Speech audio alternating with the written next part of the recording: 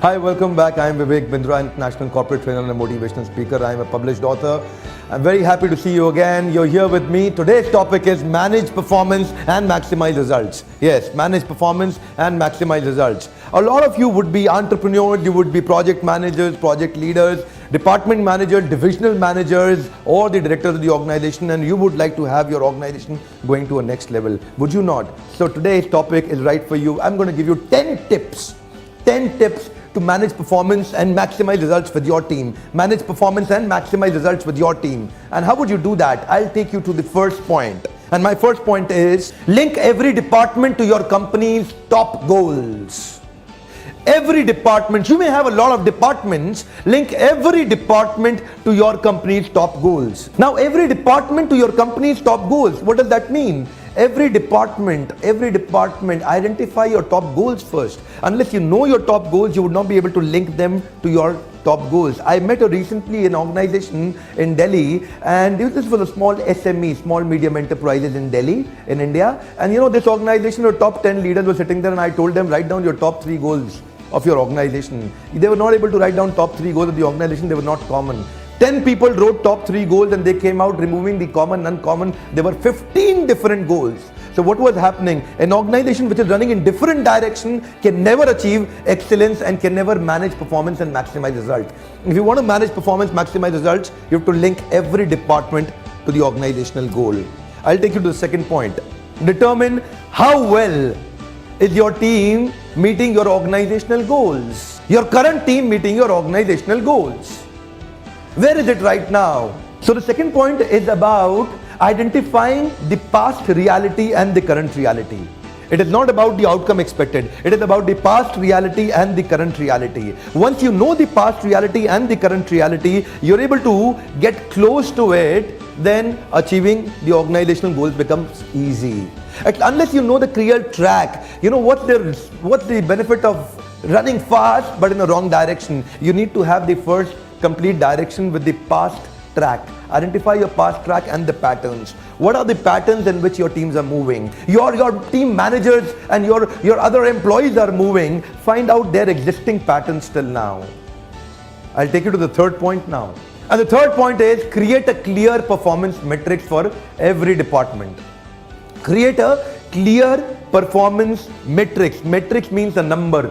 Create a clear performance metrics for every department. There are a lot of departments where the work is done in quality, not in quantity. There are a lot of departments where the performance is done to improve not the results, but to support the results. But you have to make sure, as an entrepreneur, as a project leader, you have to convert each and every single individual employee, help him find out his metrics. Convert them into a measurable performance. Unless you know every person in your organization, every department in your organization, even a security guard, you have to convert his performance into a measurement tool, into a metrics. Unless you see anything that you cannot measure, you cannot improve. So in this, link every department with a clear number to identify the current performance and outcome expected. Unless you have a clear current reality and outcome expected in the numerical form, you cannot help them measure. And those numbers should be connected to the first point where you should know the top organizational goals. So it should be connected to the point number 1 where we were linking every number to department, every departmental number to organizational goals. So in that way, your entire organization will start running in a single direction in a numerical format. So now I'll take you to the next point, and point number 4 is you have to identify the skill deficit of every individual team member. Since it is about the identification of skill deficit of every individual team member, now it is about individual meetings. It is not about the organization at the moment. Now you have to start meeting individuals in the organization. You have to somehow find out where are they actually, what are the gaps.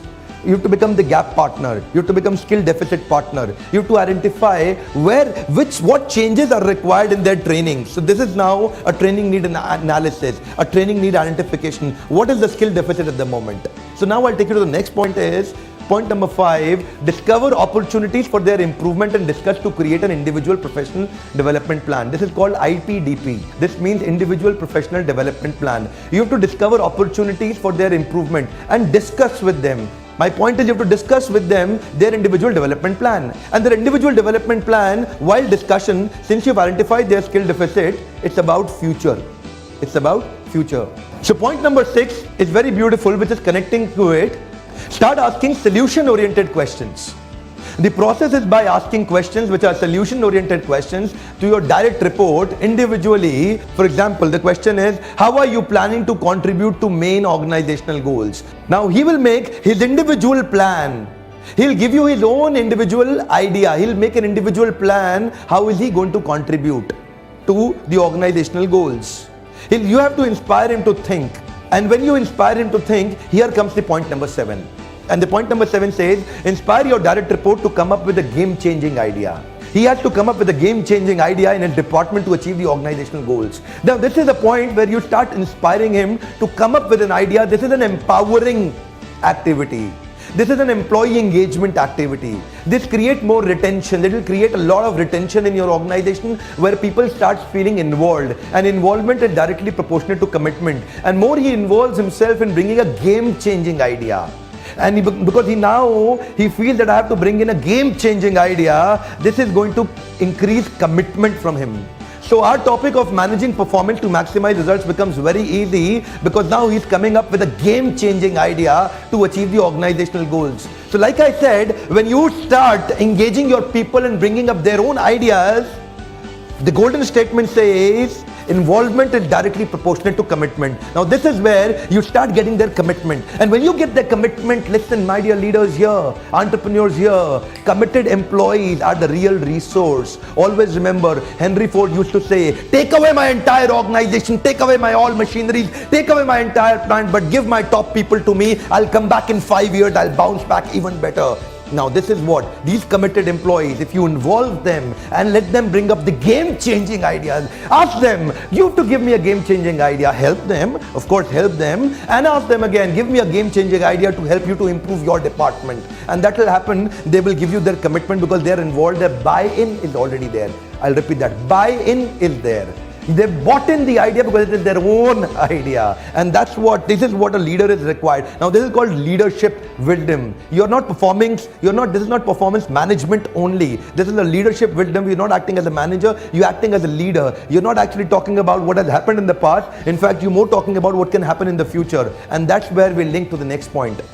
So it is so beautiful that it is getting linked up to the next point, and next point is in the next sequence, and which says point number 8, give the feedback in future tense. Yes, give the feedback in future tense. Never ever repeatedly talk about the past mistakes of your team member. This is one damaging thing that you can do. What has happened in the past has happened in the past. Never cry on the spilt milk. Life में rewind button नहीं होता है. I talk about it always. Actually, it is not performance appraisal. It is performance management. Performance appraisal is dead.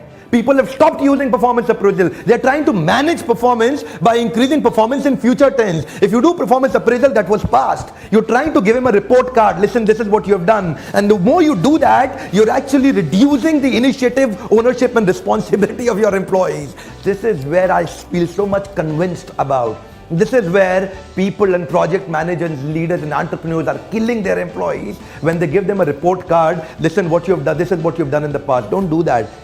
Instead, start giving. First thing is, of course, pehla to reduce your offerings of correction. Don't correct your employees. And even if you have to, the ground rule is correct them in future tense. Correct them in future tense. Give them a future action plan. Help them create a future action plan. Do not talk about the past corrections as much as you should be talking about the future corrections. Let's do this. What changes can we bring in? You start asking them solution-oriented questions. What do you think? What changes can we bring in to improve the performance? What's your idea? Ask them their ideas. And then talk about it. Well, can we do this in future? What do you think about it? And then create their buy-in by talking about more of corrections in future only. With this, I bring you to a 9th point which is so directly connected to it. The 9th point is they have to measure their own performance. You have to help him maintain and create a visible and a compelling scoreboard.